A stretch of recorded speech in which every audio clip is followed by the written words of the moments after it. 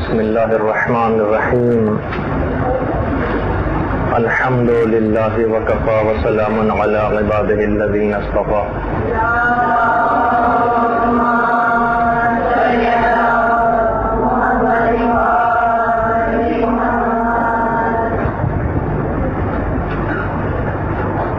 موت کی مرحلے وار تفصیلات، اس پر ہماری گفتگو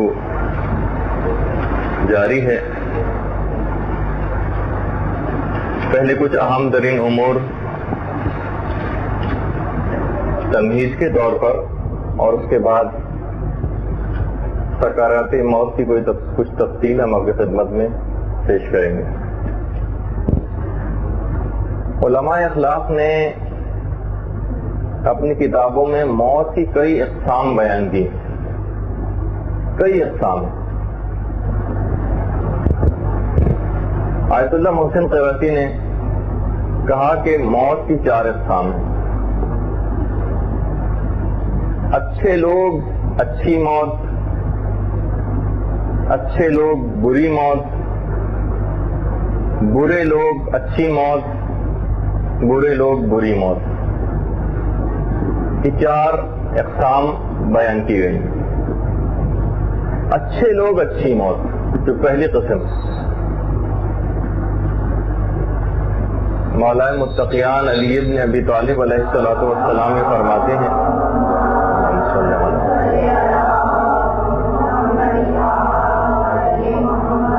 جب بھی کوئی نیک شخص مرتا ہے تو اس کو مرتے وقت ایک بشارت دی جاتی ہے.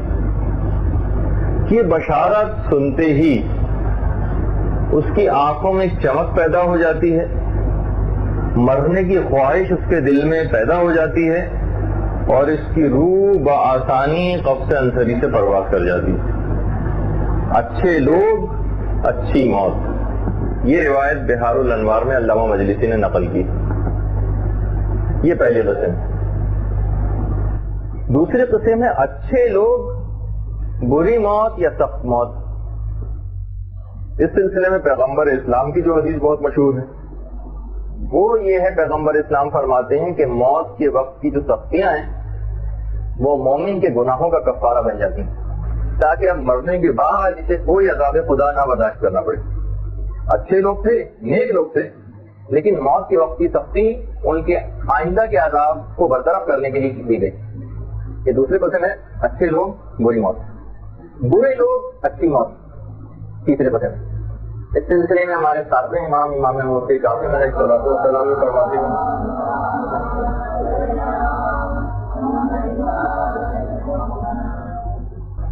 فرماتے ہیں کہ مثلا جو کافر لوگ ہوتے ہیں یا مثلا منافق جو ہوتے ہیں ان کو موت کے وقت بہت سہولت اور آسانی مل جاتی ہے، تاکہ دنیا میں انہوں نے جو نیک کام کیے تھے اس کا بدلہ یہیں پر ان کو مل جائے. برے لوگ تھے لیکن موت کے وقت آسانی اور راضی ہوئے، برے لوگ اچھی موت. چوتھی قسم ہے برے لوگ بری موت. وہ کافر، وہ منافق، وہ ظالم افراد، اور لوگوں کے لیے دنیا ہی سے عذاب کا پہلا تماشا بنا کے ہو جاتا ہے اور اس کے بعد آخرت میں عذاب ملنا ہی. برے لوگ بری موت. یہ چار اقسام رہتے بیان. کچھ علماء اسلام نے موت کی معنوی اقسام بھی بیان کی.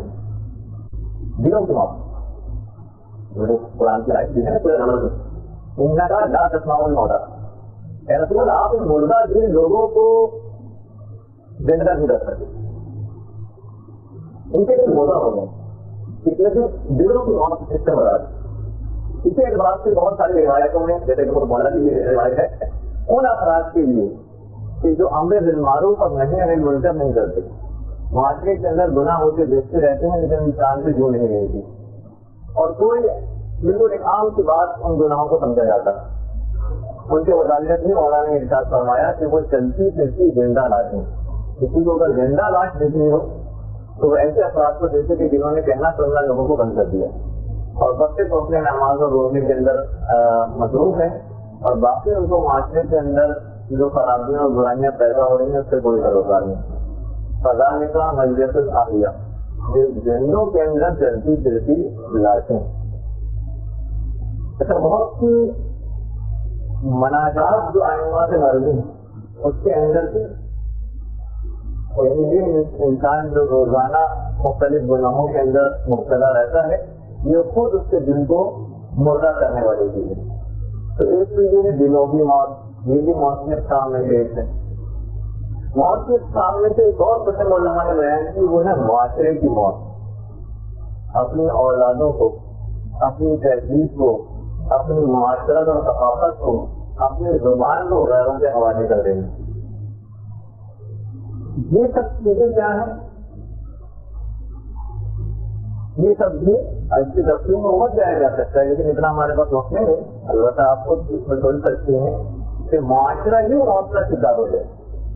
وہ جو ایک آپ کے اندر ایک صلاحیت تھی اور مقصد اہل بیت سے وابستہ افراد کے اندر جو ان کی کردار کی تحریر کی جھلک نظر آنی چاہیے تھی, وہ بالکل محفوظ ہو گئی.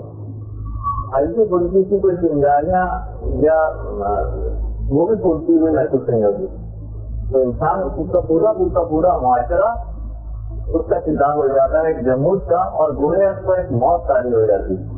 ورنہ تعلیمات اہل بیت تو مردوں کو زندہ کرنے والی, دلوں کو زندہ کرنے والی چیزوں میں سے. اسی اعتبار سے علماء اخلاق نے موت کی ایک اور معنی قسم بیان کی ہے جس کو کہا جاتا ہے معاشی موت, جو اس میں صاحبان ایمان اس وقت گرفتار. مومنین کا جو مرتبہ نظر ہے اور جو گویا معراج ہے وہ بس نوکریاں حاصل کر لینا, لوگوں کی ملازمتیں کر لینا, اس کی لڑکیوں کے اوپر خوش ہو جانا, یا کوئی ٹریڈنگ کے اوپر بیٹھ کر کام کرنے والی جاب کو اپنی معراج سمجھ لینا.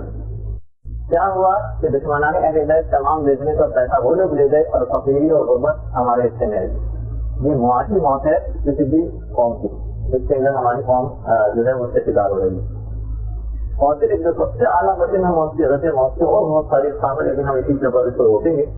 شہادت کی موت, وہ عظیم ترین موت جو کہ قاتل کو صحت سے زیادہ چیزیں محسوس ہوتی تھی, اور ائمہ اور علماء کی تمام دعاؤں کے اندر اس کا کتنا زیادہ تذکرہ آیا ہے اور اس کی تمنا ظاہر کی گئی. علماء کے آپ دیکھیں, عنایت اللہ کوئی کا واقعہ بیان کیا تھا, اس کی حد تک انہوں نے خواہش کا اظہار کیا تھا کہ صدام کے نمائندے جنگ بند کروانے کی درخواست لے کر ان کے پاس پہنچے تھے, اور جب ڈرایا دھمکایا گیا تھا اللہ کوئی تو انہوں نے یہی جواب دیا تھا کہ تم مجھے موت سے ڈراتے ہو. میں نے تو سارے تین ہی تو میں نے زندگی میں دعائیں کی, جس کے اندر سے ایک دعا یہ تھی کہ خدا مجھے شہادت کی موت نصیب کرے.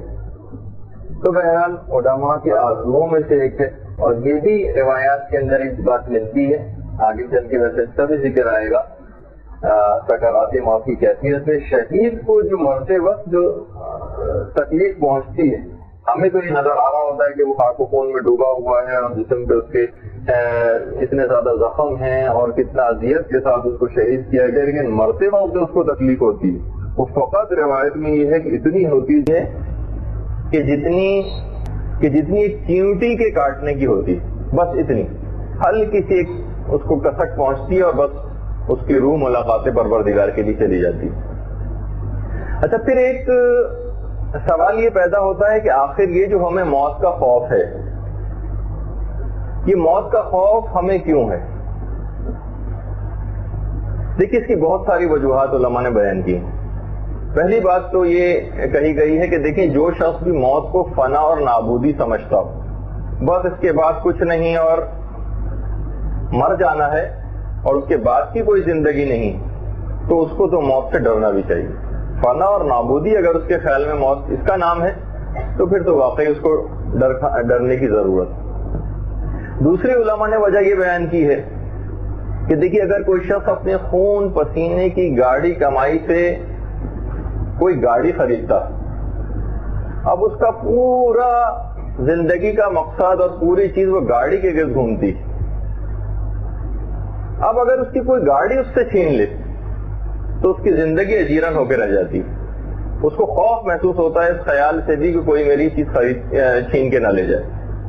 اسی اعتبار سے جو حب دنیا جن دلوں کے اندر بہت راسخ ہو جاتی ہے اور بہت زیادہ وہ اس کے اندر مبتلا ہو جاتے ہیں, ان کے لیے اس دنیا کا فراق اور اس کو چھوڑنا بہت گراں گزرتا. اس کی مثال علماء نے اس چیز سے دی ہے کہ اگر ہمارے جسم مثلا ہاتھ کے اوپر اگر بال ہیں اور اس کے اوپر ہم کوئی پلاسٹر چڑھا لیں پھر جب ہم ہٹاتے ہیں تو جتنے زیادہ بال ہوتے ہیں ان کو پلاسٹر کو جدا کرتے وقت یا اس ٹیپ کو ہٹاتے وقت اتنی ہی زیادہ تکلیف ہوتی.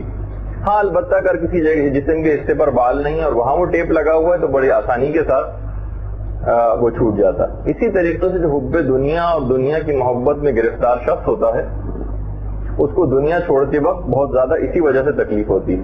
اسی کے لیے وہ پیغمبر اسلام کی حدیث میں نے آپ کو سنائی تھی کہ کوئی بھی شخص تم نے دنیا کو آباد کر رکھا ہے آخرت کو ویران کر رکھا ہے تو آبادی سے ویرانے کی طرف جانا تو کوئی پسند نہیں کرتا. اس کی ایک وجہ یہی, یہ دوسری وجہ تھی. تیسری وجہ جو لوگوں کے ڈرنے کی ہے موت سے, ان میں ایک چیز یہ بھی ہے کہ بعض اوقات ہوتا یہ ہے کہ راستے کی ناواقفیت یا کم علمی, ہمیں پتہ ہی نہ ہو اگر کسی چیز کا راستہ یا وہاں مثلا ہم چل پڑے کسی ملک کے لیے اور ہمیں اس کا راستہ ہی نہ پتا ہو تو اس میں بھی انسان ڈرتا ہے کہ نہ جانے میرے ساتھ کیا حشر ہوگا. تو بعض اوقات موت سے ڈرنے کی ایک بہت بڑی وجہ موت کے سلسلے میں معلومات کی بے انتہا کمی. لوگ اس ذکر کو سننا ہی پسند نہیں کرتے, اس کی تفصیلات میں جانا ہی پسند نہیں کرتے. آپ کا تو بہت ہمت اور واقعی قابل تعریف ہے کہ اتنا سنگین موضوع سننے کی خواہش آپ نے رکھی اور بہت سے تو ان کا دن نہ ہونے کے باوجود بھی یہاں پر تشریف لا رہی ہیں. لیکن زیادہ تر افراد کو آپ دیکھتی ہیں کہ وہ موت سے ڈرتے ہیں, حد تک کہ اس کا ذکر تک سننے سے ڈرتے ہیں. تو اس کی وجہ یہی ہوتی ہے کیونکہ رستہ اگر ناواقف ہو تو یا کم علمی ہو, اس کی وجہ سے بھی انسان ڈرتا ہے. اور ابھی ایک حدیث میں آگے چل کے پیش بھی کروں گا, ہو سکتا ہے آج ورنہ اگلی کلاس میں, کہ جس میں امام علی نقی علیہ الصلوۃ والسلام نے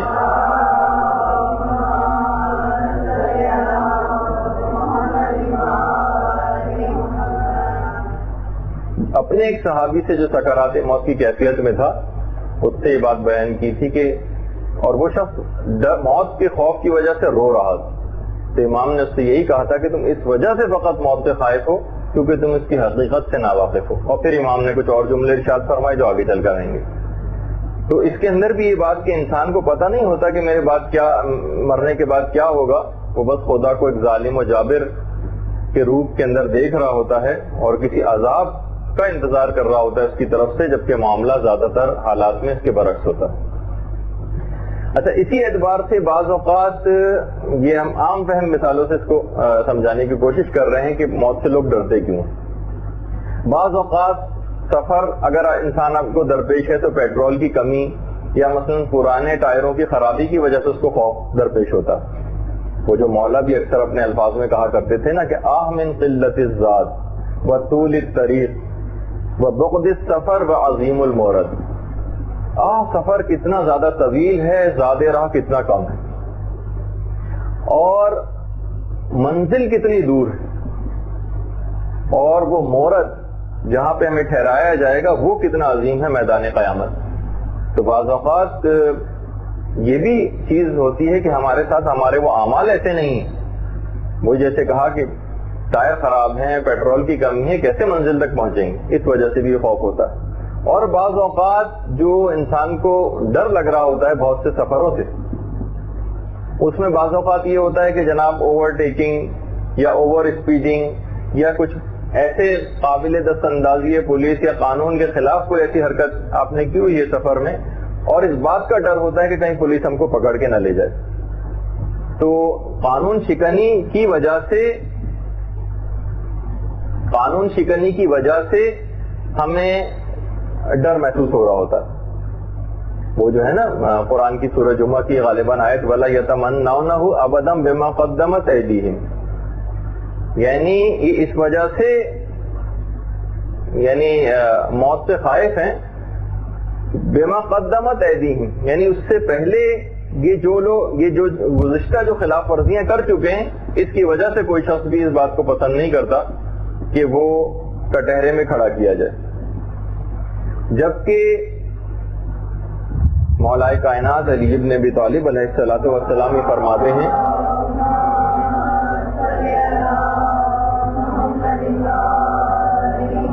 کہ دنیا میں الطاف الہی کے نمونے دیکھ کر مجھے یقین ہو گیا ہے کہ وہ پروردگار جس نے فرشتوں, رسولوں اور اپنے نبیوں کے راستے پر چلانا مجھ کو پسند کیا, وہ قیامت کے دن مجھے فراموش نہیں کرے گا.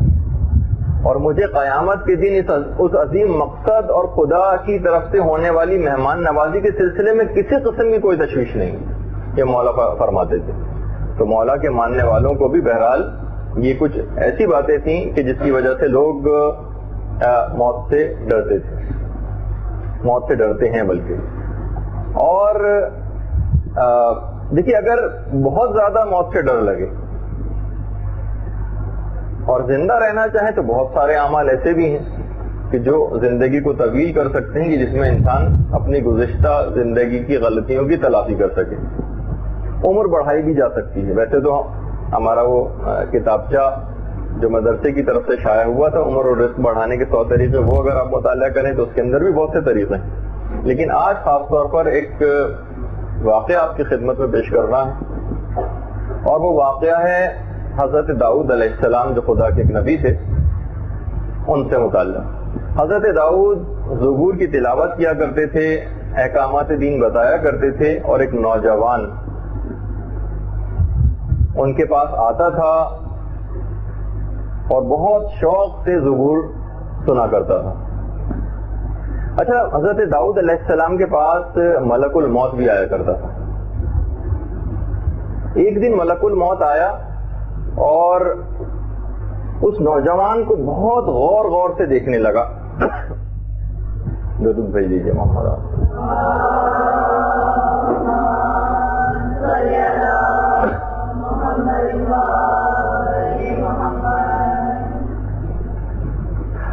تو بہرحال بہت غور غور سے دیکھنے لگا۔ حضرت داؤد نے پوچھا کہ یہ بتائیے کہ آپ اس کو اتنا غور سے کیوں دیکھ رہے ہیں؟ کہا کہ اس کی ایک وجہ یہ ہے کہ یہ نوجوان آج سے ٹھیک 1 ہفتے کے بعد انتقال کر جائے گا۔ اچھا، حضرت داؤد علیہ السلام کو وہ نوجوان بہت زیادہ پسند تھا۔ خیر، وہ کہا کہ کیا یہ فیصلہ خدا کا بالکل حتمی ہے کہ یہ نوجوان مر جائے گا؟ ملک الموت نے کہا ہاں، یہ فیصلہ بالکل حتمی ہے، 1 ہفتے بعد اس نوجوان کی روح قبض کر رہے جاؤں گا۔ خیر، وہ چلا گیا، وہ نوجوان بھی چلا گیا۔ حضرت داؤد کو بڑی تشویش ہوئی، انہوں نے اس نوجوان کو بلایا اور کہا کہ بتاؤ کہ کیا تمہاری شادی ہو گئی؟ حضرت داؤد نے یہ سوچا کہ اس نوجوان نے زندگی میں کوئی خوشی نہیں دیکھی، کم سے کم یہ خوشی ہی اس کو مرنے سے پہلے نصیب کر دی جائے۔ کہا کہ نہیں ہوئی۔ انہوں نے اپنے ایک ماننے والے کو بلایا اور کہا کہ تم اپنی بیٹی کی شادی اس سے کر دو۔ وہ تیار ہو گیا۔ بہرحال بیٹی کی شادی ہو گئی اس نوجوان سے، اور وہ دونوں چلے گئے۔ ٹھیک 1 ہفتے بعد حضرت داؤد اس کے جنازے میں تجہیز و تکفین کے سلسلے میں پہنچے۔ وہاں جا کے دیکھا تو وہ نوجوان ویسے ہی زندہ ہے، ہنسی خوشی زندگی گزار رہا ہے۔ حضرت داؤد بہت زیادہ حیران ہوئے کیونکہ فیصلہ بالکل حتمی۔ ملک الموت اگلی ملاقات میں جب حضرت داؤد کے پاس آیا تو حضرت داؤد نے پوچھا کہ آپ نے تو یہ بات بیان کی تھی کہ یہ فیصلہ بالکل حتمی ہے موت کا، پھر یہ نوجوان زندہ کیسے رہا؟ کہا کہ اس نوجوان اور اس کی زوجہ کی آپس میں جو محبت تھی، اور آپ کا اس سلسلے میں تشویش کا اظہار کرنا، اور آپ کے ماننے والے کی یہ محبت جو اس نوجوان سے متعلق تھی، اور ان کے جو شوہر و بیوی کی آپس میں محبت تھی، اس کو دیکھ کر رحمت خدا جوش میں آ گئی، اور خدا کو اپنی رحمت سے یہ بات بہت بعید لگی کہ آپ لوگ تو اس نوجوان کے اوپر اتنا زیادہ مہربان ہو، تو خدا آپ سب سے زیادہ اس نوجوان پہ مہربان، تو اس کی زندگی کے اندر اضافہ کر دیا گیا۔ تو اسی اعتبار سے اللہم صلی اللہ علیہ وسلم، تو اسی اعتبار سے علماء نے لکھا کہ آپس کا اتحاد و اتفاق یہ عمروں کو بڑھاتا ہے، اور اس کا اگر الٹا آپ کرنے وائس ورثہ، آپس کی ناچاقیاں اور مخالفتیں اور جھگڑے یہ عمر کو کم کرتے ہیں۔ یعنی یقینی اور حتمی موت جو لکھ دی گئی تھی وہ تک ٹال دی گئی آپس کے اتحاد و اتفاق کی وجہ سے۔ تو بہرحال اگر کسی کو زیادہ ڈر لگے اور اپنی زندگی بڑھانا چاہے تو وہ اس فارمولے کے اوپر عمل کرے، آپس کے اختلافات و جھگڑے کو انسان ختم کرے، پھر دیکھے کہ وہ اپنی عمر کو بڑھائے گا، اور اس کے اندر اس کو توفیق پروردگار نصیب ہوگی کہ جس میں وہ اطاعت الہی کو انجام دے گا. دیکھیے بعض اوقات علماء نے لکھا ہے کہ لوگ بہت سارے ایسے نوجوانوں پہ یا بچوں کے اوپر بہت افسوس کرتے ہیں کہ بھائی یہ تو اس کے مرنے کی عمر نہیں تھی, ابھی تو اس نے کون سی خوشیاں دیکھی تھیں, کون سی اس نے نعمتیں خدا کی دیکھی تھیں. اس پہ علماء نے کہا کہ دیکھیے اس دنیا کے اندر خوشی کا کوئی بھی تصور نہیں, یہ بات یاد رکھیے, اس دنیا میں خوشی کا کوئی تصور نہیں. اصل خوشی تو حوض کوثر پر پہنچنا ہے, اصل خوشی تو مولائے متقیان کی زیارت ہے, ائمہ معصومین کے پڑوس میں پہنچ جانا, یہ اصل خوشی. اور یہ اس دنیا کی ہزاروں اور کروڑوں خوشیوں سے بہتر ہے کہ جو کہ انسان حاصل کرتا ہے.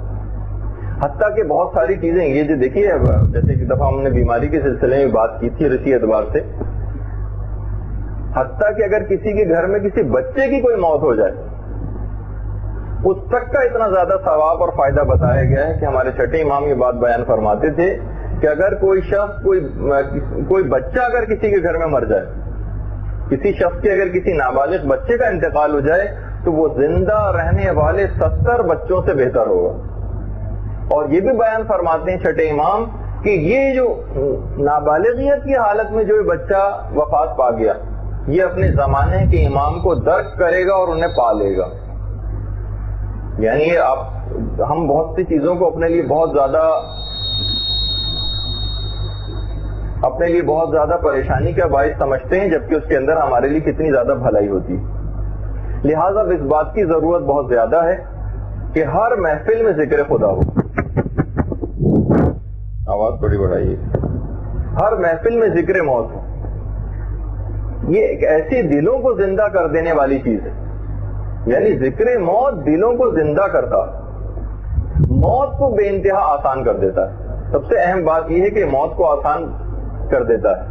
پرانے زمانے میں جو علماء ہوتے تھے ان کے متعلق حکایات میں یہ بات ملتی ہے کہ باہم جمع ہوتے تھے اور اس طریقے سے ذکر موت کرتے تھے جیسے اپنے ہی جنازہ اپنے سامنے رکھا ہوا ہے, اور اس طریقے سے رویا کرتے تھے.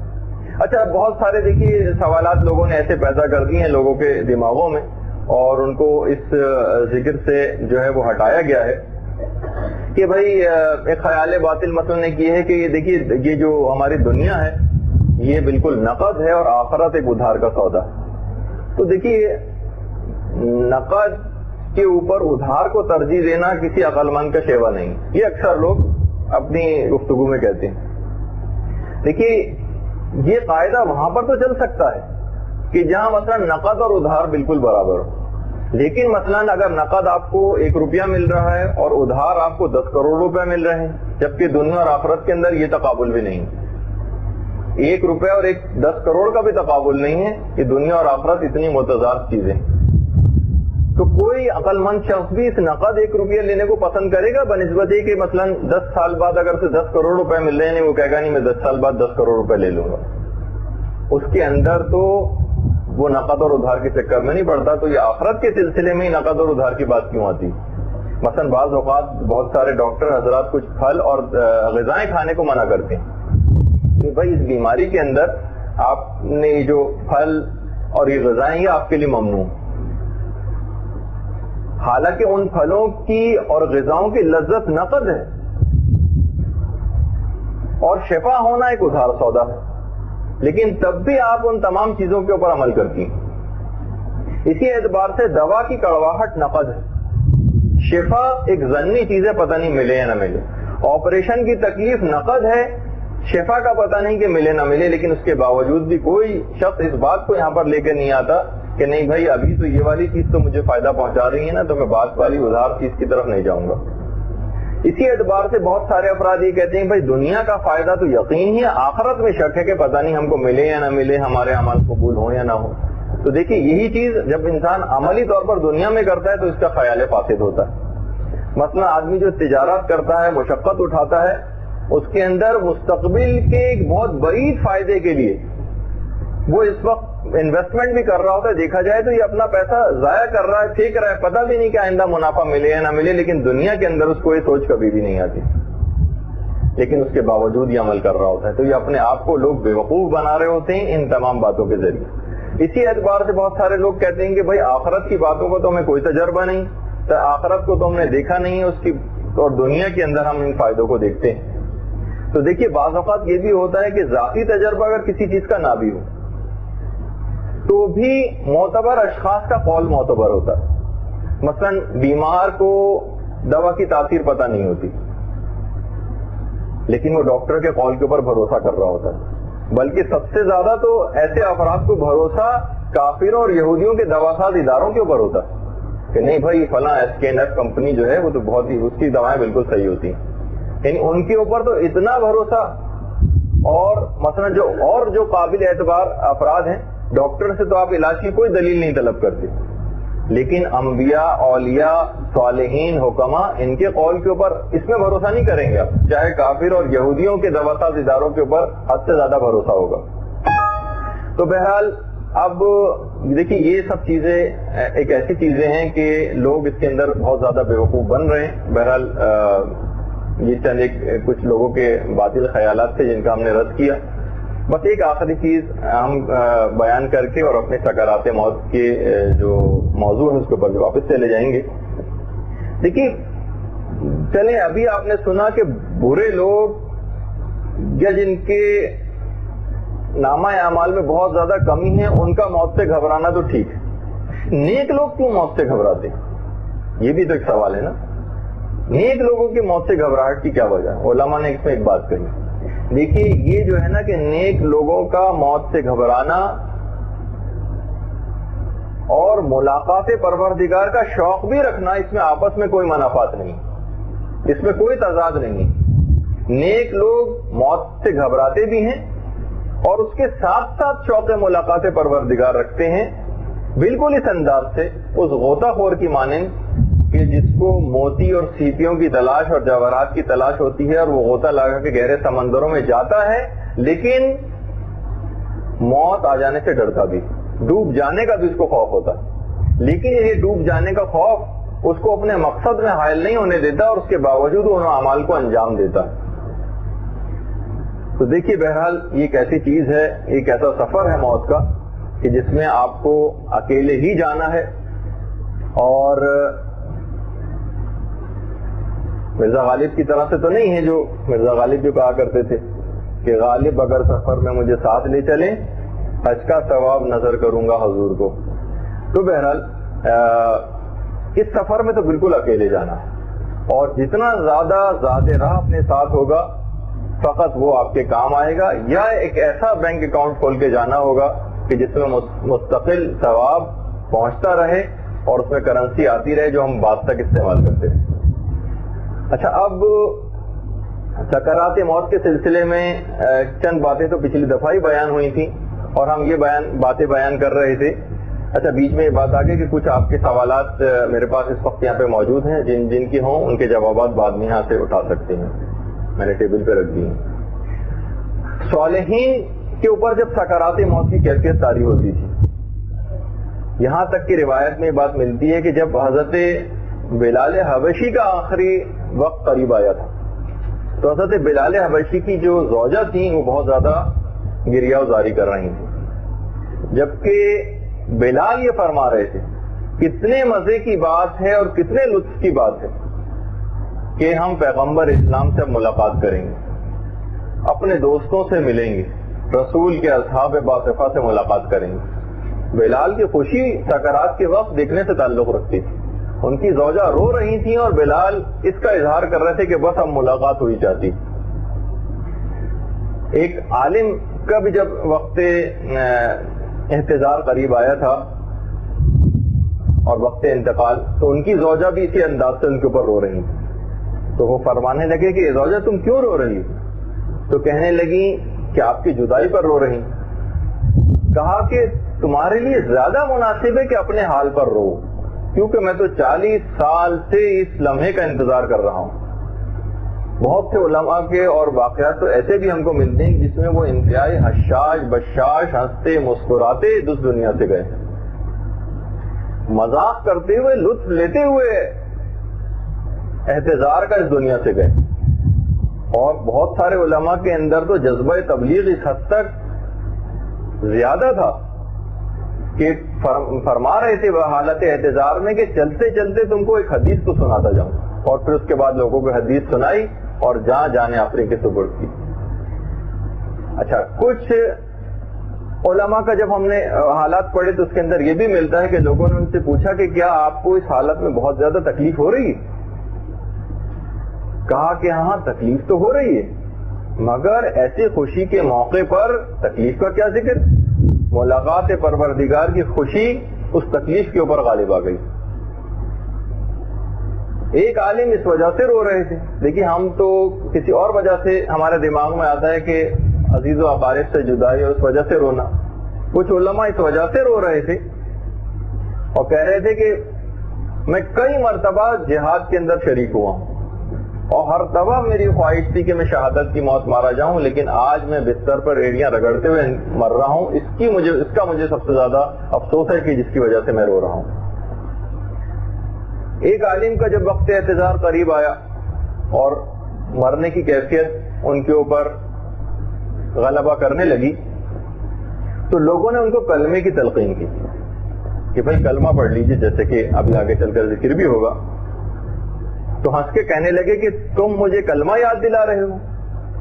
خدا کی قسم، میرے اور خدا کے درمیان صرف اور صرف اس کی بزرگی اور عظمت کا پردہ، بس میں نے اس کو بھولا ہی کہوں کہ جو تم مجھے اس وقت کلمہ یاد دلا رہے ہو، اور اپنی جان دے دی۔ کچھ علماء اس وجہ سے بھی رو رہے تھے کہ 60 سال گزر گئے، 60 سال گزر چکے ہیں اور میں ایسی کوئی تسبیح اپنے لیے تلاش کر رہا ہوں جو میں نے ذکر خدا انجام دیا تھا ان 60 سالوں میں، کہ جس کے اندر شیطان کا کوئی دخل نہ ہو۔ دیکھیے یہ ایسی چیز ہے کہ بہرحال اس موقع سے، اس وقت سے ڈرتے بھی رہنے والی، کہ حضرت یوسف علیہ السلام کی بھی ایک دعا ہے، توفنی مسلما والحقنی بالصالحین، پروردگارا تو مجھ کو مسلمان اٹھانا اور صالحین کے زمرے میں مجھ کو شامل کرنا۔ توفنی مسلمہ، مجھے مسلمانوں والی موت نصیب فرمانا۔ تو بہرحال یہ جو آپ نے ابھی سنا کہ 60 سال کی زندگی گزر گئی اور وہ ایک ایسی تسبیح تلاش کر رہے تھے، تو بہرحال تسبیح پروردگار کرتے رہنا ہے، ذکر خدا کرتے رہنا ہے مستقل۔ 2 روز عزیز غنیمت ہے ذکر حق کر لے، بدن میں جان دہن میں زبان رہے نہ رہے، جو اکثر شاعروں کا جملہ بھی ہے۔ اچھا اب آ جائیے، ہم اس چیز کا اب ذکر کریں گے کہ سکرات کے وقت اصل میں ہوتا کیا ہے۔ سکرات موت کی جو کیفیات ہوتی ہیں، تو دیکھیے حالات تو یہ ایسے ہیں کہ بہرحال جس کے لیے مولا فرماتے تھے کہ سکرات کے وقت کچھ ایسی کیفیات سے انسان گزرتا ہے کہ جس کو بیان نہیں کیا جا سکتا، ایسے حالات اس کو درپیش ہوتے ہیں کہ جو بیان نہیں ہو سکتے۔ اچھا جس وقت اب میں براہ راست شہید دست رب شیرازی کا ایک طریقہ اختیار کرتا ہوں، وہ بالکل جو روایات اور واقعات ہوتے تھے ان کو حاضرین پر منطبق کرتے تھے، تو بات زیادہ سمجھ آتی۔ میں اب اس طرح سے اس کو کہتا ہوں کہ دیکھیے جب بھی آپ کا وقت انتقال قریب آئے گا، جو کہ برحق ہے ہر شخص کو اس سے گزرنا ہے، تو شیطان اس وقت آپ کے بائیں جانب آ کر کھڑا ہو جائے گا۔ دیکھیے اب ہم بالکل آخری لمحات کو بیان کر رہے ہیں، اور آپ پر زور ڈالے گا کہ آپ اپنے دین کو چھوڑ دیں۔ کہا جاتا ہے، روایات سے اس کی بہت تائید ہے کہ 3 پریشانیاں مرتے وقت مومن کو لاحق ہوتی ہیں۔ 3 پریشانیاں۔ نمبر 1 تو حالت احتضار کے اندر خود ایک تکلیف ہوتی، جان کنی کی جو کیفیت ہوتی ہے۔ دوسری ہے شدت پیاس، یہ مرتے وقت ہوتی، اور تیسری ہے جس کو کہا جاتا ہے احراق الکبد، یعنی جگر کی آگ، حسرت و یاس کی آگ۔ اب اس کی تفصیل آگے چل کر آئے گی، فی جو سورہ تکاثر میں ہے کہ وہ آگ جو دلوں سے اٹھے گی، بہت سی آگ کی کیفیت، حسرت و ندامت، اور کہ میں نے اپنی پوری زندگی کس فضول چیزوں کے اندر ضائع کر دی، جو حسرت و یاس کی آگ ہوگی. یہ 3 کیفیات مرتے وقت ہوتی ہیں. اچھا شیطان اس وقت بائیں جانب آ کر آپ کے کھڑا ہو جائے گا اور ہاتھ میں پانی کا ایک کوزہ لے کر آئے گا اور کہے گا, آپ کو پریشرائز کرے گا کہ آپ خدا کا انکار کر دیں, رسولوں کا انکار کر دیں. آپ کو اس بات پر مجبور کرے گا کہ عیسیٰ کو خدا کا بیٹا آپ کہیں.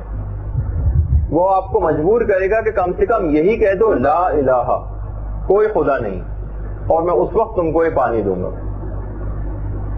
لیکن مرد مومن اس کے متعلق ملتا ہے کہ وہ کہے گا لا اقول, نہیں کہوں گا, اور اس کے ہاتھ سے وہ کوزہ لے کر زمین پر دے مارے گا. ردت تو ابلیس لا علیکم فاشہد ان لا الہ الا اللہ. اس وقت آپ کی بھی انشاءاللہ یہ کیفیت ہوگی کہ اس کے ہاتھ سے وہ لے کر نیچے پھینک دیں گی اور کہیں گی نہیں کہوں گی, ابلیس کو رد کریں گی, اور اس وقت کلمہ زبان پہ جاری کریں گی کہ میں گواہی دیتی ہوں کہ پروردگار عالم کے علاوہ کوئی معبود نہیں, محمد اللہ کے رسول ہیں اور علی خلیفہ بلا فصل ہیں اور وصی رسول. ضرور بھیج دیجیے محمد والا.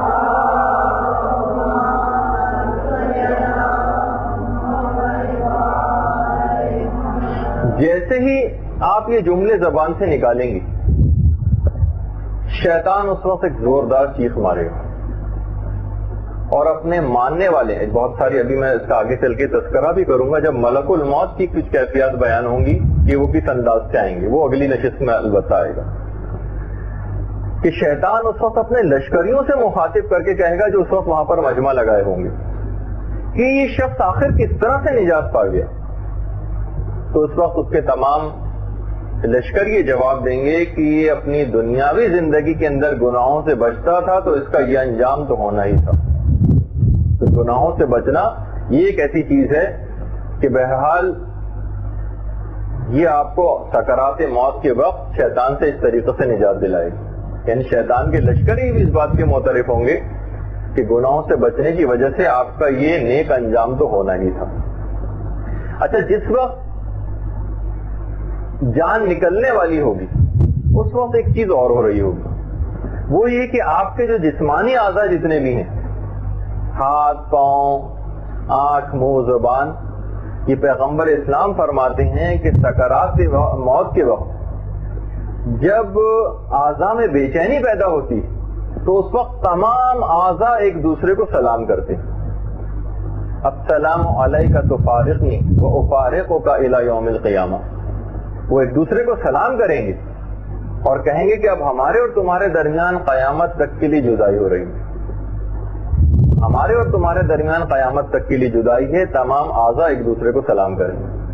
لیکن اس وقت یہ جب یہ کیفیات طاری ہو رہی ہوں گی آپ پر تو اس وقت آپ کچھ سوچ بھی رہی ہوں گی. اور مولا متقیان علی ابن ابی طالب علیہ السلام یہ بات بیان کرتے ہیں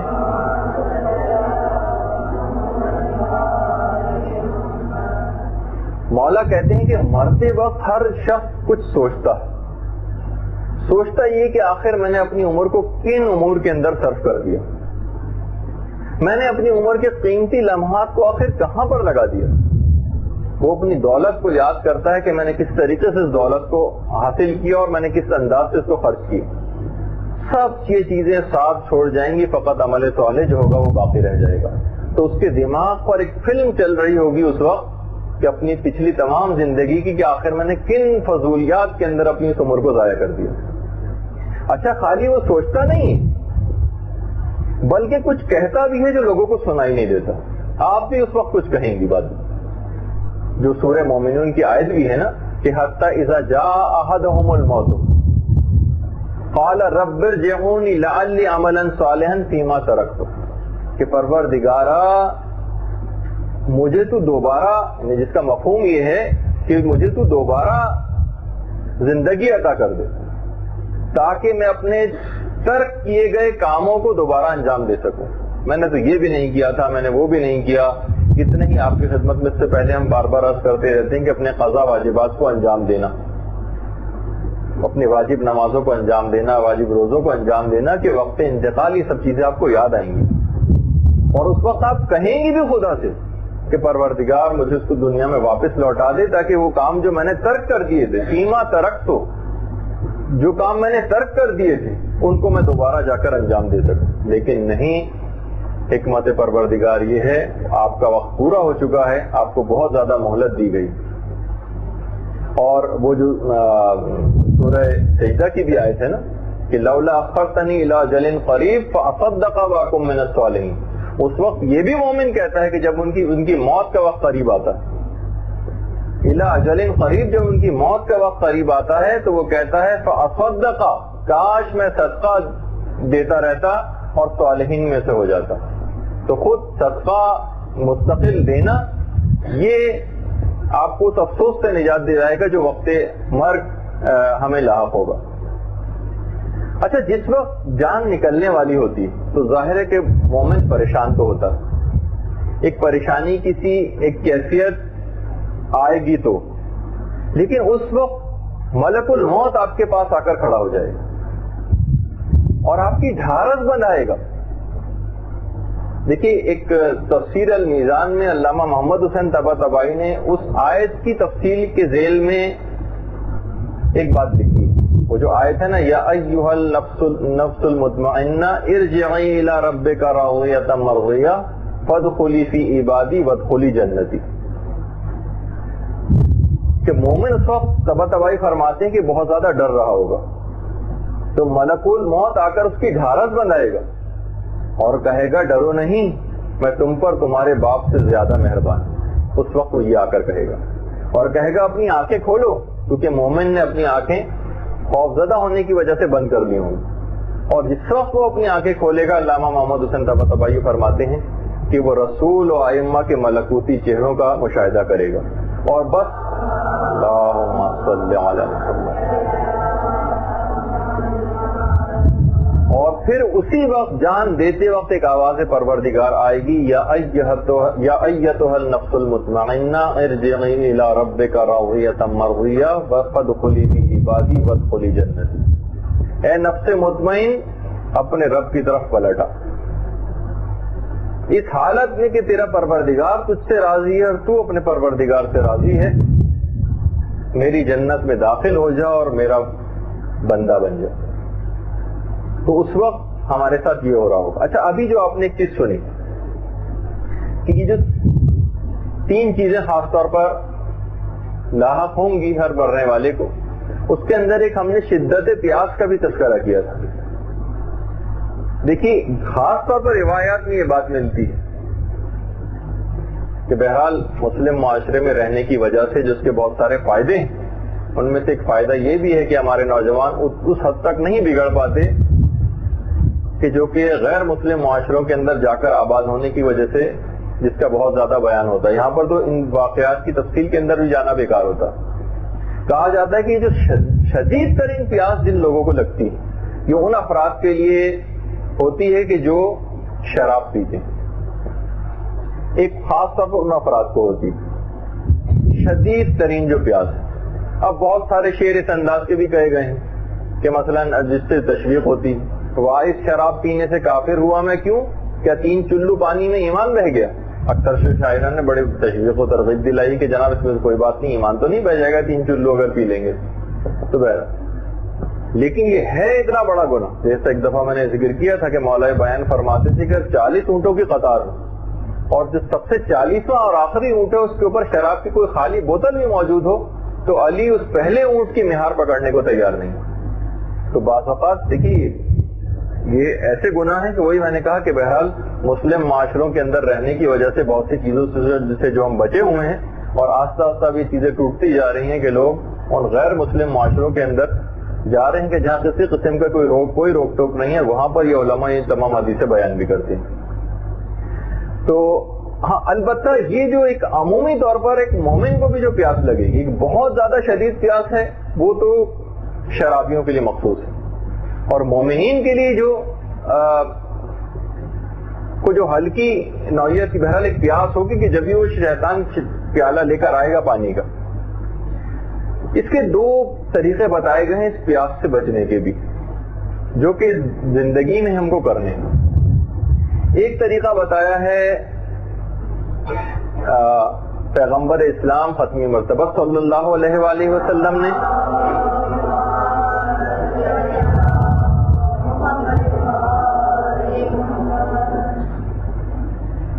ایک بیان فرمائے ہمارے چھٹے امام امام جعفر صادق علیہ السلام.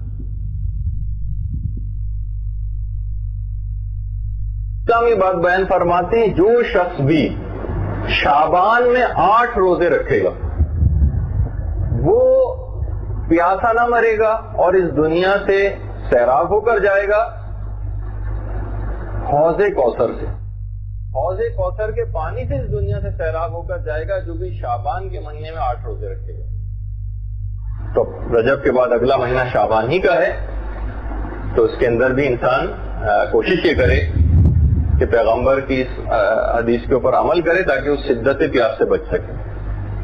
جو دوسرا طریقہ ہے اس پیاس سے بچنے کا وہ جو چھٹے امام نے بیان فرمایا ہے وہ یہ ہے کہ جو شخص بھی سورہ نازعات کی تلاوت کرے گا والنازعات غرقا والناشطات نشطا والصابحات صبحا وہ جو بہت مشہور سورہ جو شخص بھی سورہ والنازعات کی تلاوت کرتا رہے گا وہ سیراب مرے گا سیراب ہی اٹھایا جائے گا اور سیراب ہی جنت میں داخل ہوگا.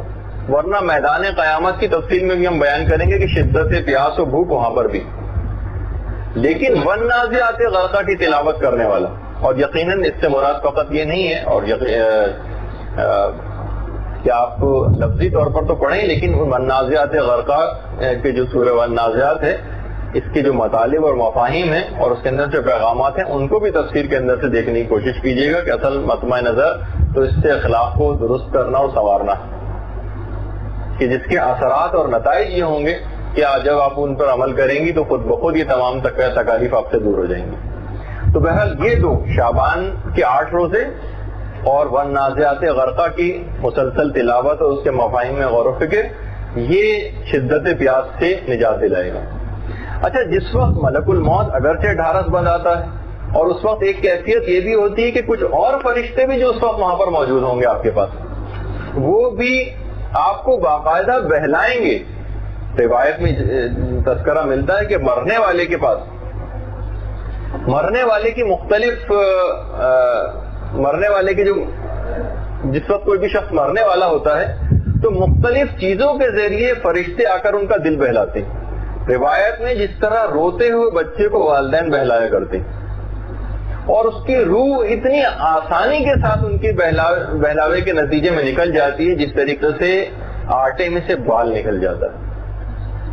تو ایسا نہیں ہے کہ پروردگار جو ایک کانسیپٹ جو میں نے بہت پہلے ذکر کیا تھا اپنی پہلی گفتگو میں تو اس میں یہی بات ہو رہی تھی کہ شدت مبالغہ ہمارے دماغوں میں بہت زیادہ مرنے کا بیٹھ گیا ہے. تو بہرحال اچھا پھر جس وقت کسی بھی اس مومن کی جو روح نکل چکی ہوتی نکلنے کے بعد اگرچہ اس کی ایک تھوڑی سی تفصیل اور باقی ہے ملک الموت والی وہ انشاءاللہ اگلی لیکن اب ہم ایک سیکوینس میں چل رہے ہیں اس وجہ سے اس کو بیان کر رہے ہیں. روح نکلنے کے بعد فرشتے آپ کو سلام کریں گے اور جنت میں داخلے کی بشارت دیں گے. فرشتوں کا سلام ہوگا آپ پر اور اس کے بعد جنت میں داخلے کی بشارت ہوگی. اس کے بعد آپ کی جو روح ہے بدن آپ کا سامنے موجود ہوگا بلکہ آپ اپنی آنکھوں سے اپنے جسم فانی کو بھی دیکھ رہی ہوں گی. روح نکل کر ایک طرف ہو جائے گی. اس وقت آپ کی روح اپنے بدن کو مخاطب کر کے کچھ کہے گی. کیا کہے گی؟ روایت میں یہ بات بھی آئی ہے روح بدن کو مخاطب کر کے کہے گی خدا تجھ کو جزائے خیر دے. تو نے خدا کی اطاعت و بندگی میں جلدی کی اور خدا کی نافرمانی میں تو سستی کرنے والا تھا. آج کا دن تجھے مبارک ہو. تو نے خود بھی عذاب خدا سے نجات پائی اور مجھ کو بھی عذاب خدا سے نجات دلوائی. اور اس کے بعد روایت میں ہے کہ یہی مضمون جسم روح سے کہے گا. ہمارا جو جسم ہے یہی الفاظ روح سے کہے گا. اچھا اب دیکھیے یہ بھی ہے بہت ساری روایات میں کہ مرنے کے بعد عزیز و اقارب اعزہ اور رشتہ دار وہ تو سب رو رہے ہوں گے آپ پر لیکن 3 چیزیں ایسی ہیں جو اور رو رہی ہوں گی. وہ چیزیں کون سی ہیں؟ سب سے پہلی تو وہ جگہ جہاں آپ روزانہ نماز پڑھا کرتی ہیں وہ جگہ آپ کے غم میں رو رہی ہوگی. دوسری چیز وہ دروازے جہاں سے آپ کے اعمال صالحہ اوپر جایا کرتے وہ آپ کے غم میں رو رہے ہوں گے. اور تیسری چیز وہ دروازے جہاں سے آپ کا رزق اترا کرتا تھا وہ دروازے آپ کے غم میں رو رہے ہوں گے. یہ تین چیزیں ایسی ہیں جو معنوی طور پر جو رو رہی ہوں ان عزیز و اقارب اور رشتہ داروں کے علاوہ. دیکھیے یہ بھی جو ہم نے پچھلی دفعہ بیان کیا تھا کہ نہ صرف یہ کہ مولا کائنات وقت انتقال قریب آتے ہیں بلکہ تمام ائمہ معصومین علیہ السلام پیغمبر اسلام شہزادی یہ سب لوگ بھی مرنے والے کے وقت قریب آتے ہیں. اور یہاں تک یہ ملتا ہے بہت سارے ایسے واقعات ہیں. خاص طور پر میں ایک ریکمینڈ کروں گا آپ کو ایک کتاب عبرت انگیز واقعات کے نام سے ایک اردو زبان میں ترجمہ ہو کر آئی ہے. آیت اللہ تہرانی کی ایک کتاب ہے وہ آپ ضرور لے کر پڑھیں. اس کے اندر بہت سارے ایسے واقعات آیت اللہ نے بڑے بڑے علماء کے حوالے سے بیان کیے. تہرانی فرماتے ہیں کہ ایک نوجوان عالم دین تھے. وہ ایک دفعہ ایک ایسی بیماری کے اندر مبتلا ہوئے. حکایات کے اندر تو بہرحال خسرہ کی بیماری کا تذکرہ ہے اور خسرہ کی بیماری جو میزلس ہوتی ہے جب واقعی اس میں کمپلیکیشن ہو جاتی ہیں تو اس کے اندر مرنے تک کے خطرات ہوتے ہیں. تو بہرحال مرنے کے قریب وہ پہنچ گئے. تو بہرحال ان کی جو ماں تھی وہ ان کو لے کر 7ویں امام کے روضے کی طرف ان کو لے کر آئی. اور جب وہ بالکل وہ فرماتے ہیں کہ جب میرے انتقال کا وقت قریب آیا تو اس وقت میری ماں میں وہاں پہ موجود نہیں تھی اور وہ دعا کرنے کے لیے مکان کی چھت پر چلی گئی. اچانک میں نے دیکھا کہ مولا کائنات ائمہ معصومین علیہ السلام تشریف لے آئے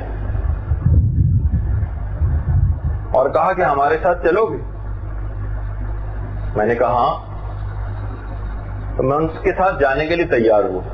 اچانک میں نے دیکھا کہ میری والدہ جو مکان کی چھت پر گئی ہیں وہاں پہ مخاطب ہو کر کہتی ہیں امام موسیٰ کاظم علیہ السلام سے کہ میں اپنے بیٹے کو یہاں پر مرنے کے لیے نہیں لائی تھی, میں اس کو یہاں پر دفن کرنے کے لیے نہیں لائی تھی, میں آپ کے پاس اس کو شفا یابی کے لیے لے کر آئی تھی.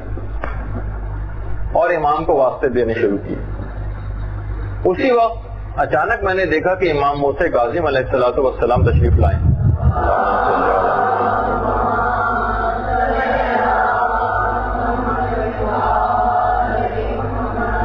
اور آ کر مولا کائنات کی خدمت میں آ کر عرض کرتے ہیں کہ اس نوجوان کی والدہ نے مجھ سے توسل کیا ہے, میں آپ سے درخواست کرتا ہوں کہ اس نوجوان کی زندگی کی مدت کو بڑھا دیں,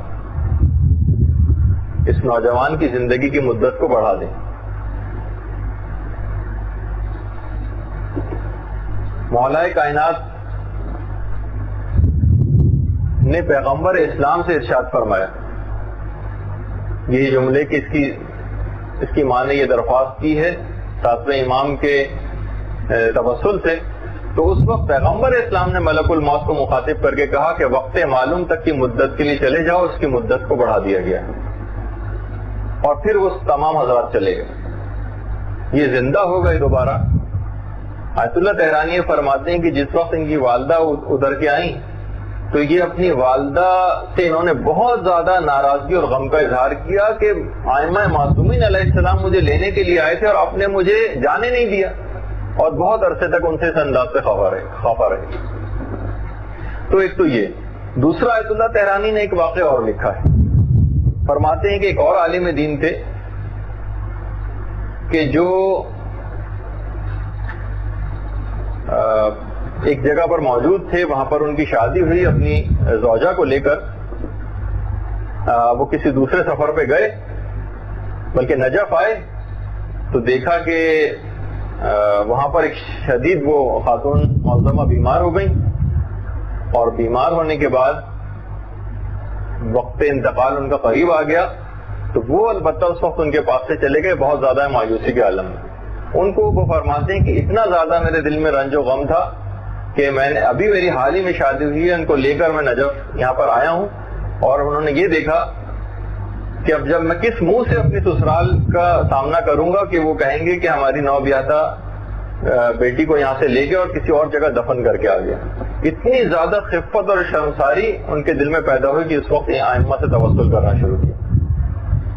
جس وقت ائمہ سے توسل کیا اور بہرحال کہ مولا آپ مجھے اس سے نجات دلائیے جو خفت و شرمندگی مجھے اٹھانی پڑے گی. واپس آ کے دیکھا تو ان کی زوجہ حشاش بشاش بیٹھی ہوئی لیکن سخت ناراضگی کا اظہار کر رہی اور کہنے لگی مولا متقیان علی بن ابی طالب مجھے لینے کے لیے آئے تھے اور تم نے مجھے ان کے ساتھ جانے نہیں دیا. خود مولا نے کہا تھا کہ ہمارے ساتھ چلنا پسند کرو گی؟ تو میں نے کہا جی مولا. اور اس کے بعد میں جانے کے لیے تیار ہوئی کہ اچانک میں نے دیکھا کہ تم آ گئے ہو اور مولا سے درخواست کر رہے ہو. مولا کے دامن کو بلکہ پکڑ لیا کہ مولا میری بیوی کی زندگی کو واپس کر دیجیے. تو مولا نے اس کے بعد ملک الموت سے کہا کہ اس کی مدت وقت معلوم تک کے لیے بڑھا دی گئی ہے، تم چلے جاؤ. تو بہرحال یہ ایک ایسی چیز ہے کہ اس سے یقینی طور پر جو کہ مسلمات عقائد شیعہ میں سے یہ ہے کہ ائمہ معصومین کا وقت احتضار قریب آنا اور مومن کا ہنسی خوشی ان کے ساتھ چلے جانا. البتہ بہت سے واقعات ایسے بھی رہے جیسے جو آپ کی خدمت میں پیش ہوئے کہ جس میں روح کو واپس پلٹا دیا گیا. باقاعدہ روایت میں ایک چیز اور بھی ملتی ہے جو بہار الانوار میں علامہ مجلسی نے لکھی. ایک شخص جو کہ ناصبی تھا، دشمن اہل بیت تھا، خطاب جہنی اس کا نام تھا. اس کا جب واصل جہنم ہونے کا وقت قریب آیا تو بہت سارے لوگ اس وقت تقیے کی حالت میں پڑوس میں رہا کرتے تھے. ایک مرد مومن فرماتے ہیں کہ بہرحال اس کی عیادت کے لیے میں گیا تقیتاً، تو میں نے دیکھا کہ وہ بالکل جاں بلب ہے، مرنے کی کیفیت میں اور بہت زیادہ تکلیف میں. اور بار بار میں نے بہت قریب آ کے اس کے منہ سے سنا تو وہ جملہ بار بار کہہ رہا تھا کہ اے علی تم نے میرا کیا بگاڑا تھا جو میں تمہاری اتنی مخالفت کرتا رہا. بار بار یہ جملہ کہہ رہا تھا. وہ آدمی وہ سیدھا چھٹے امام کی خدمت میں آیا اور کہا کہ مولا وہ اس انداز کے جملے کہہ رہا تھا. تو امام نے فرمایا خدا کی قسم اس نے یقیناً علی کو دیکھا، خدا کی قسم اس نے یقیناً علی کو دیکھا. کیونکہ بہرحال روایات کے اندر یہ بات آئی ہے کہ چاہے مرنے والا کوئی مومن ہو یا کافر، علی ہمیشہ اس کے سرہانے ضرور آتے ہیں. اور جیسے کہ پچھلی دفعہ ہم نے بیان کیا تھا کہ مومن ان کو دیکھ کر بے انتہا خوش ہو جاتا ہے اور بہت آسانی سے ان کے ساتھ چلنے پر تیار ہوتا ہے خوشی خوشی. اور کافر و منافق کی مایوسی حد سے زیادہ بڑھ جاتی. اور باقاعدہ یہ بھی علامہ مجلسی نے ایک پورا واقعہ لکھا ہے ایک حمیری کا. ایک عالم تھے حمیری، سب لوگ ان کے پاس جمع ہو گئے، محلے کے پڑوسی وغیرہ بھی آ گئے، حتیٰ کہ ناصبی افراد بھی ان کے وقت انتقال قریب ہے. اچانک سے لوگوں نے دیکھا کہ ان کے چہرے پر ایک کالا نقطہ پیدا ہوا اور وہ بڑھتے بڑھتے پورا چہرہ ان کا سیاہ پڑ گیا. اسی وقت تمام ناصبی حضرات نے، جو ناصبی کہتے ہیں دشمنان اہل بیت سے، انہوں نے بہت خوشی کا اظہار کرنے لگے اور جو مومنین تھے وہ بہت ہی افسردہ اور غمگین ہونے لگے. اچانک سے لوگوں نے دیکھا کہ وہ سیاہی چہرے پر سے چھٹنے لگی اور پورا چہرہ ان کا پورا چہرہ دوبارہ سے نورانی ہو گیا. اس وقت تمام مومنین کرام نے اس وقت انتقال ان کے چہرے کو دیکھتے ہوئے نعرہ درود ایک بلند کیا.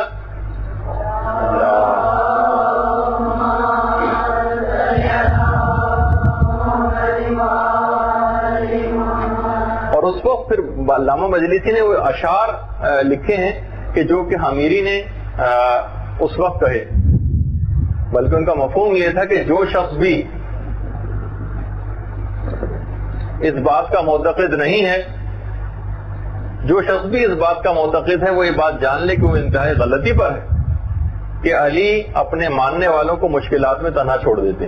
اور پھر اس کے کئی اشعار ہیں جو علامہ مجلسی نے لکھے اور اس کے بعد نہایت ہی خوش و خرم طریقے سے انہوں نے جان دی. تو مولا اس اعتبار سے بھی اپنے گناہگار بہت سے ماننے والوں کی بھی اس انداز سے مدد کرتے ہیں کہ ایک یقینی عذاب ایک آیا اور پھر مولا نے آ کر اس کو ڈال دیا. اچھا اب دیکھیے یہ جو سکرات موت کی جو کیفیت ہے یہ بظاہر تو آپ کو ایسی لگ رہی ہے کہ جو بڑی سخت ہے اور بڑی پریشان کن اس وقت ہوگی، جبکہ ابھی آپ کی خدمت میں جیسے کہ عرض ہوا کہ یہ مومن کے گناہوں کا کفارہ یہ کیفیت بن جائے گی، اور یہ بہترین کیفیت ہوگی کہ آپ کو اس کے بعد کوئی مشکل اور پریشانی کا سامنا نہ کرنا پڑے گا۔ کافر کو البتہ اس کا بدلہ دے دیا جائے گا، اور کافر سے بھی بعض اوقات جو نرمی کی جاتی ہے وہ اس کے دنیا میں جو اس نے نیک کام کیے ہیں اس کا بدلہ ہو جاتی ہے۔ اور یہ بھی روایت میں یہ بات آئی ہے، پیغمبر اسلام سے مروی ہے کہ فرماتے ہیں جب پروردگار عالم کسی بندہ مومن پر رحم فرمانے کا ارادہ کرتا ہے تو اس کی تمام برائیوں کا بدلہ دنیا میں اس کو دے دیتا ہے، کبھی بیماری کی صورت میں، کبھی گھر والوں کی پریشانی کی صورت میں، اور کبھی اولاد کے سلسلے میں پریشانیوں کی صورتوں میں، اور کبھی معاش کی صورتوں میں۔ بعض اوقات انسان غربت اور تنگدستی کا ایسا شکار ہو جاتا ہے، لیکن یہ اس کی تمام گناہوں کا کفارہ اسی دنیا میں خدا اس کو فارغ کر دینا چاہتا ہے ان مشکلات میں ڈال کر۔ اگر پھر بھی کچھ بچ جائے اس کے گناہوں میں سے تو پیغمبر اسلام فرماتے ہیں تو اس وقت نزا کے وقت جو سختی اس پر ہوتی ہے وہ اس کو دی جاتی ہے تاکہ اس کے ذمے پھر کوئی گناہ باقی نہ رہے، اور ملاقات پروردگار کے وقت وہ بالکل گناہوں سے پاک ہو کر پروردگار عالم سے ملاقات کرے، اور اس انداز کا ہو جائے جس طریقے سے وطن مادر سے جس طرح پیدا ہوا تھا، اور کوئی گناہ اس کے ذمے باقی نہ ہوگا۔ پیغمبر اسلام یہ بات بھی ارشاد فرماتے تھے کہ مومن کو ہر چیز میں ثواب ملتا ہے، حتیٰ کہ مرتے وقت جو نیزہ کی سختی ہوتی ہے اس تک میں ثواب ملتا ہے، اور اگر کوئی خطا اس کی باقی رہ جاتی تو مرتے وقت پیشانی کے اوپر جو پسینہ آتا ہے اس کے ذریعے اس کا کفارہ ادا کر دیا جاتا ہے۔ ایک عالم تو اس بات کی حد تک معترف تھے کہ بیان فرماتے تھے اپنے ماننے والوں سے کہ تم لوگ وقت احتضار اور سکرات کے وقت میرے قریب موجود رہنا، اور اگر میری پیشانی پر تم کو پسینہ نظر آئے تو مجھ کو خوشخبری سنا دینا۔ علماء نے لکھا ہے کہ مرتے وقت مومن کی پیشانی پر پسینہ آنا اس بات کی علامت ہے کہ مومن اپنی گزشتہ زندگیوں کی خدا کی نافرمانیوں پر پشیمان ہے، اور یہ کیفیت علماء کا کہنا ہے کہ یہ فقط مومنین کے اوپر طاری ہوتی، کافر میں کیونکہ حیا نام کی کوئی چیز نہیں ہوتی تو یہ پیشانی پر پسینہ آنا وقت احتضار کی کافروں کے اوپر شاید طاری نہیں ہوتا۔ اب یہ تو یعنی علماء کا بیان کرنا ہے کہ ظاہر ہے کہ ان کا جو آبزرویشن اس سلسلے میں۔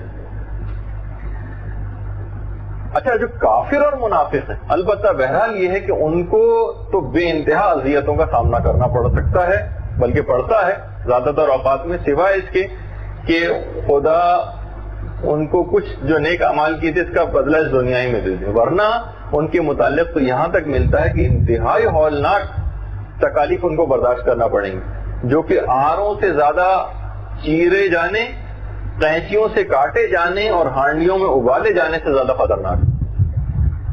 اور یہ روایات میں ملتے ہیں جملہ کہ اگر یہ کیفیات جو کافروں اور منافقوں کے اوپر طاری ہوتی اگر یہ مومنین کو پتہ چل جائیں تو ان کی دن اور رات کی زندگی اجیرن ہو جائے اور ان کی نیندیں ہی غائب ہو جائیں، یہاں تک یہ چیز ملتی ہے۔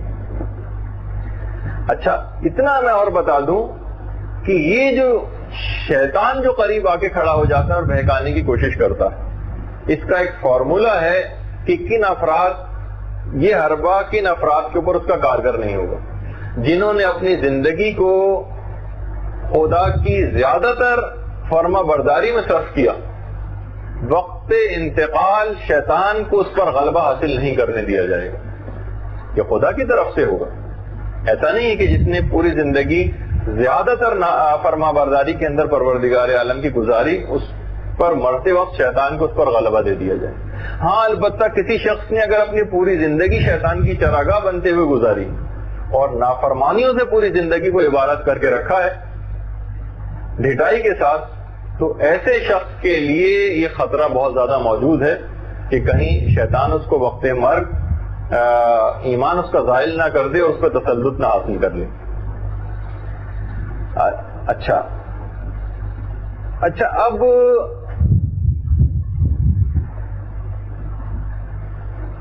کسی نے ایک دفعہ امام سے یہ بات بھی پوچھی کہ آخر کیا وجہ ہے کہ بہت سارے مومنین بعض اوقات سختی سے جان دیتے ہیں، بہت سارے مومنین ہنسی خوشی دنیا سے رخصت ہوتے ہیں، بعض اوقات کافروں میں بھی ہم دیکھتے ہیں کچھ سختی سے جان دیتے ہیں اور کچھ کی روح بہت آسانی کے ساتھ نکل جاتی ہے۔ تو اس کا بھی امام نے بہرحال وہی جواب دیا کہ جو کہ ابھی آپ نے سنا، جس کا مفہوم یہی تھا کہ مومنین کے اوپر جن کی بہت آسانی سے جان نکلتی ہے ان کے لیے ان کا ثواب یہیں سے شروع ہو جاتا ہے کہ دنیا میں اس کی اچھائیوں کا بدلہ دے دیا جائے، اور وہ مومنین کی جن کی سختی سے جان نکلتی اس میں بھی مومن کا یہ فائدہ ہوتا ہے کہ اس کے بعد اب مرنے کے بعد اسے کوئی عذاب بھگتنا نہیں پڑے گا، بس یہیں پر ہی سب کچھ اس کا قصہ ختم کر دیا جائے گا گناہوں کا، وہ بالکل پاک و پاکیزہ ہو کر ملاقات پروردگار کرے گا۔ تو بہرحال یہ بہت ساری کیفیات ایسی ہیں کہ جس میں انسان گرفتار ہوتا ہے۔ بعض اوقات یہ بھی لوگ امام کے پاس آتے تھے بھاگے بھاگے کہ مولا فلاں ہمارا جاننے والا اور ہمارا دوست وہ بہت زیادہ پریشان ہو رہا ہے مرنے سے۔ امام نے وہی بات بیان فرمائی کہ یہ سب سے آخری تکلیف ہے جو اس کو اٹھانی پڑے گی، اور اس کے بعد اس تکلیف کو اٹھانے کے بعد تمہارا وہ دوست اس طرح سے پاک و پاکیزہ ہو کر اس دنیا سے جائے گا کہ پھر وہ ہم اہل بیت کے ساتھ اس دارالعوض میں ہمیشہ کی زندگی گزارنے کے قابل ہو جائے گا۔ تو آپ اس کو ہرگز ایسا نہ سمجھیے گا، بہرحال ہمیں تو ایسے اعمال انجام دینے ہیں کہ جو ہمیں یہ والی کیفیات سے بھی نہ گزرنا پڑے، لیکن بالفرض اگر کسی کو گزرنا پڑتا بھی ہے تو اس بات کا اس کو بالکل اطمینان ہوگا کہ اب آئندہ کی زندگی میں میں ائمہ کے ساتھ دارالعوض میں ہمیشہ کی زندگی گزارنے کے قابل ہو جاؤں گا۔ اور یہ بھی امام بیان فرماتے تھے، جب لوگ کہتے تھے کہ مولا بہت زیادہ یعنی مرنے سے جو ڈر لگتا ہے، تو امام نے یہ بیان فرماتے تھے کہ تم کو معلوم ہے کہ دیوانے اور بچے یہ آخر کیوں دوا پینے سے اجتناب کرتے ہیں؟ کہا کہ مولا اس وجہ سے کہ وہ دوائی کے اثرات وغیرہ سے واقف نہیں ہوتے، اس کا فائدہ کیا ہوگا؟ کہا بالکل اسی طریقے سے جس طریقے سے ایک عقل مند مریض کڑوی دوا پینے سے اعتراض نہیں کرتا، اس کی بھی وجہ امام نے یہ بتائی کیونکہ وہ اس چیز سے واقف نہیں ہوتا کہ واقعی مجھے کتنی زیادہ، لیکن بہرحال اگر ایک عقل مند مریض ہوتا ہے تو وہ کڑوی سے کڑوی دوا بھی اس وجہ سے پی لیتا ہے ہنسی خوشی، کیونکہ اسے معلوم ہے کہ اس کے نتیجے میں بالکل ٹھیک ہو جاؤں گا۔ تو اگر کوئی مومن ایسا ہوتا بھی ہے تو اپنی عقل کو، میں نے جیسے اس سے پہلے کہا تھا کہ اس کی عقل اس وقت حاضر رہے گی، تو اپنی عقل سے بھی اس بات کا فیصلہ اس کو وہ کر لے گا کہ اس کے اندر بھی میرا فائدہ ہی فائدہ ہے۔ اور پھر مولانا نے ایک مثال اور بھی دی تھی، کہا کہ اگر کوئی شخص بہت زیادہ اس کے جسم پر میل کچیل اور خارش میں مبتلا ہو تو کیا کوئی عقل مند اس بات کو پسند نہیں کرے گا کہ وہ حمام چلا جائے اور نہا لے اور اس اذیت سے نجات پا لے، یا یہ کہ وہ پھر بھی اسی اذیت کے اندر رہنا پسند کرے اور حمام میں نہ جائے نہانے کے لیے؟ تو لوگوں نے کہا یقیناً مولا کہ حمام میں جانے سے اگر اس اذیت سے نجات ملتی ہے تو یقیناً کوئی بھی عقل مند شخص جانے سے اعتراض نہیں کرے گا۔ تو مولا نے فرمایا کہ بس موت کی اسی حمام کی مانند کہ جو تمہارے جسم سے ان تمام غلاظتوں اور علائشوں کو جو تمہاری روح کے اوپر تم نے طاری کر رکھی ہیں ان کو صاف اور بہا کر لے جائے گی اور تم بالکل طاہر اور پاک و پاکیزہ ہو جاؤ گے۔ تو بہرحال اب ایک ایسی شخص کے پاس بھی امام گئے تھے جو کہ وہ موت کی دہشت سے رو رہا تھا، تو امام نے یہی کہا تھا اس سے کہ، اور مولانا نے یہی جملے ارشاد فرمائے تھے کہ تم اس طریقے سے پاک و پاکیزہ ہو جاؤ گے کہ تمہارے ذمے کوئی گناہ باقی نہ رہے گا۔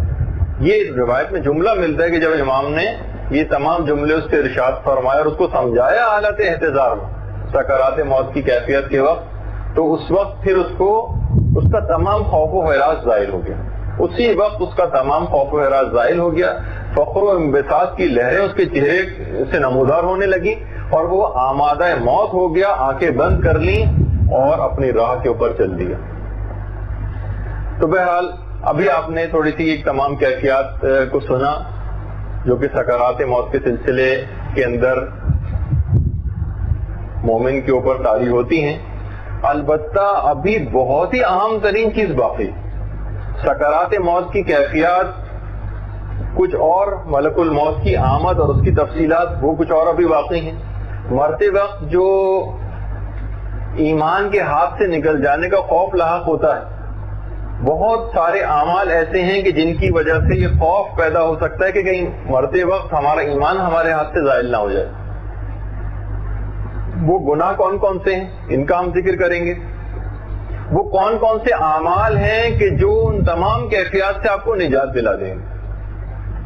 پھر جب حالت احتضار قریب آتا ہے تو اس وقت خود آپ کی اپنی واجب ذمہ داریاں کیا ہوں گی اس کا ہم اگلی دفعہ ذکر کریں گے. جو اطراف میں لوگ کھڑے ہوں گے، ہو سکتا ہے کہ ہم بھی کبھی کسی مرنے والے شخص کے قریب کھڑے ہوں، اس وقت ہماری ذمہ داریاں کیا ہوں گی. مومن کون کون سے کام ایسے خود اپنی زندگی میں کر جائے کہ جو ان تمام کیفیات سے اس کو بچا لے، اس کی ہم تفصیلات بیان کریں گے.